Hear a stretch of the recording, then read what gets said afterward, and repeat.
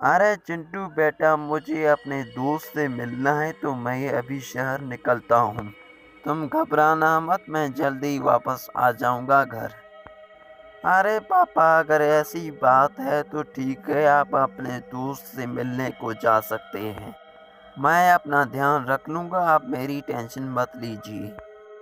अरे प्रिंसिपल के बच्चे, तुम यहाँ क्यों आए हो? तुम तो मेरा बहुत ही ज़्यादा दुश्मन हो, तुम्हें यहाँ आने की ज़रूरत नहीं थी। अरे प्रिंसिपल, तुमने और वीर ने मुझे मिलकर पकड़ा था, अब मैं अपना बदला तुमसे लेकर हूँ। अरे नहीं मैड मैक्स, मैं तुम्हें पकड़वाने के लिए यहाँ पर नहीं आया हूँ। मुझे वीर को बर्बाद करने में तेरा साथ चाहिए। मैं तुम्हारे साथ हाथ मिलाने आया हूँ ताकि उस वीर का खात्मा हम दोनों मिलकर कर सकें। इसलिए मैं यहाँ पर आया हूँ।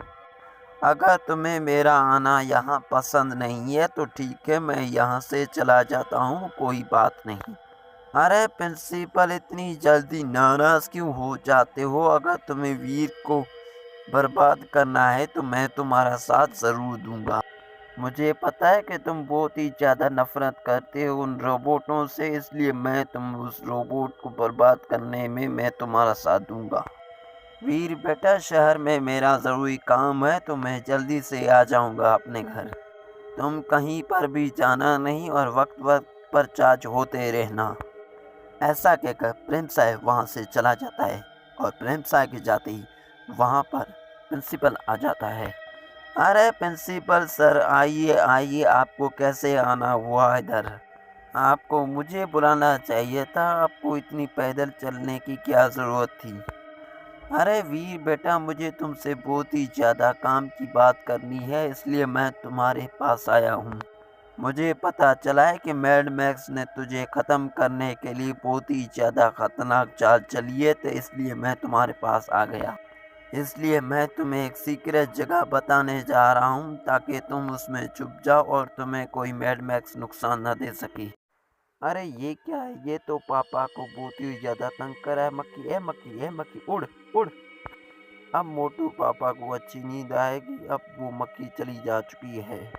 अरे अजय बेटा, क्यों इतनी जोर से चिल्ला रहे हो? तुमने तो मेरी नींद ही उड़ा दी है।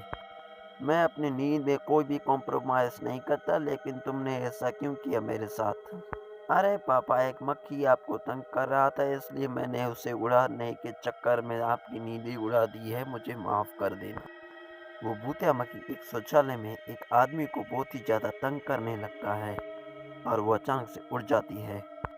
अरे भाई, इन मक्खियों को भी आराम नहीं मिलता, हमें शौचालय में भी आराम से शौचालय करने नहीं देते। अभी तो मुझे बहुत ही ज़्यादा चक्कर आने लगे हैं, पता नहीं कैसी मक्खी थी वो। मेरा तो पूरा सर चकरा रहा है, अब मैं कहाँ जाऊँ? अरे गांव वालों को तंग करने में मुझे बहुत ही ज़्यादा मज़ा आता है। एक दिन एक गांव वाले ने मुझे बेरहमी से अपने चप्पल से मार दिया था। अब मेरी आत्मा ऐसे ही भटक रही है, लोगों को परेशान कर रही है। अब आगे क्या होगा ये आपको नेक्स्ट पार्ट में देखने को मिलेगा। Thanks for watching.